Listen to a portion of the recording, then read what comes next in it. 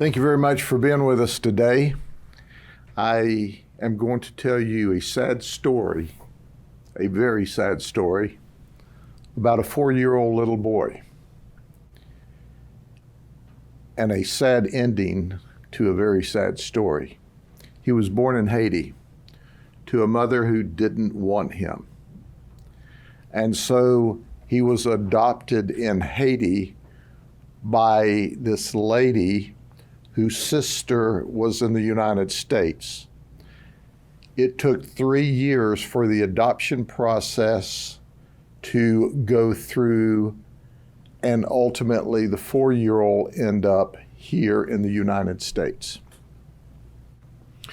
It's called the Biden program, and supposedly it's a sped up adoption. So the child's born to a mother who doesn't want it. We have no idea who that mother is. The sister of our suspect is in the process of getting the child for her sister, who is Patricia St. Azaire. Patricia's 36 years of age. She's already got a 16-year-old son that she has adopted from Haiti. The 4-year-old comes here as a 3-year-old, only a year ago. And what we've learned during this investigation just turns our stomach. We have a video clip of where that 3-year-old baby's hands was tied behind his back, and she threw him in a swimming pool in the backyard. We received on May 1st a call. May 1st, the child went to the hospital. So why did the child go to the hospital? Heart of Florida in Haines City, but they live in Davenport. The little fella got off of the bus. He was happy. Everything seemed to be all right. The 16-year-old noticed he was happy. They were home. Patricia, the 16-year-old, and now the little dead fella who's 4. The 16-year-old notices later on that he's lethargic, that he's not responding. Patricia says he's faking it. Give him something to eat. He can't eat. He goes unconscious. The 16-year-old has been saying he needs to go to the hospital. He needs to go to the hospital. He needs to go to the hospital. Heart of Florida thinks he has a significant issue, sends him to Orlando Health. Orlando Health tries to work with him, and ultimately he dies. He goes to the medical examiner's office, and that's when we get involved a couple of days later. We find injuries where this child has been beaten. In addition to the video we found in the investigation of his hands tied behind him and thrown into the pool. We found an injury where his spleen suffered a significant tear. The medical examiner said it could have been nothing else other than an immediate hard strike to the abdomen. And as the autopsy went on, they found different layers of bruises and injuries from past beatings. And he's dead. He's dead because she beat him to death. We don't know, obviously, how he got out of the pool after he was thrown in there with his hands tied behind his back. We have a video of that. We're going to show it to you at the end of this news release. She's charged with murder, aggravated child abuse. The investigation's still underway. Her husband was clearly at work at the time this event occurred. She was the disciplinarian. He was a student at Laufman Oaks, and despite his abusive treatment, they said he was a happy child. And this never should have happened. Ladies and gentlemen, it is beyond my wildest imagination how anyone could abuse a beautiful little fella like this child was abused and neglected. But the investigation is still ongoing. We don't believe we know all that this child suffered. We have another video clip where he's face down on the floor and she's beating him in the back. And he's not even resisting it. It's just like it's a normal occurrence.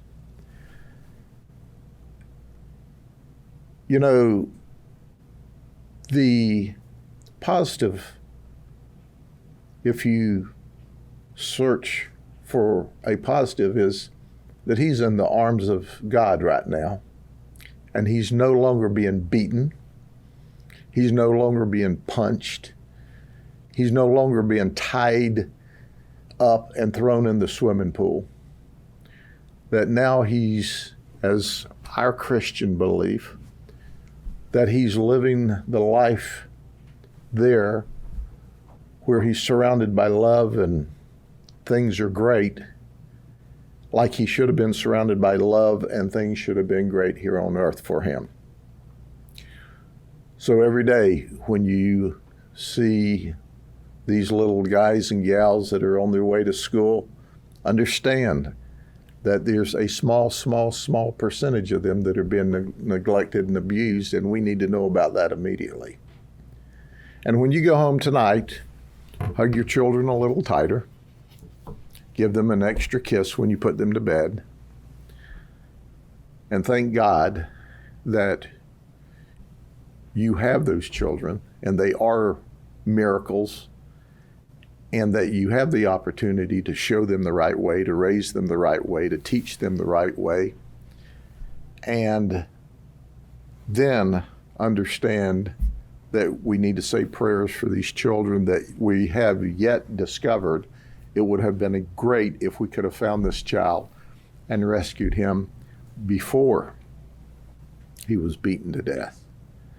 The 16-year-old is in protective custody at this time. He is obviously no longer at the home. Are there any questions? Are there any DCF calls or anything to this house or anything to make Judd?